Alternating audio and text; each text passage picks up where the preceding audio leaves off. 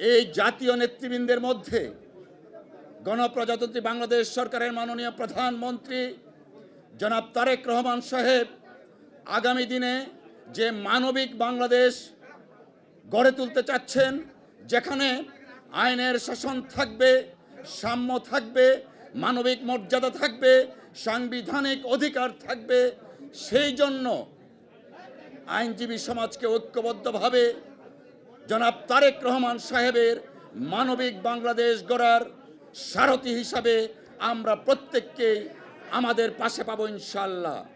প্রিয় আইনজীবী ভাই বোনেরা,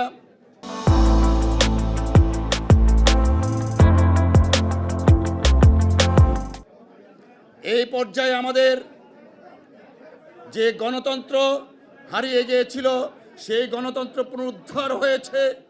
এখন পালা আইনের শাসন কায়েম তথা ন্যায় বিচার প্রতিষ্ঠা করা। সেই ক্ষেত্রে বাংলাদেশের সমস্ত আইনজীবী সমাজের প্রতি আহ্বান জানাবো, আসুন আমরা ঐক্যবদ্ধভাবে নতুন বাংলাদেশ বিনির্মাণে জনাব তারেক রহমান সাহেবের নেতৃত্বে একটি মানবিক বাংলাদেশ গড়ে তুলি, যে বাংলাদেশে আইনের শাসন থাকবে, মানবাধিকার থাকবে, সাংবিধানিক অধিকার সুপ্রতিষ্ঠিত হবে।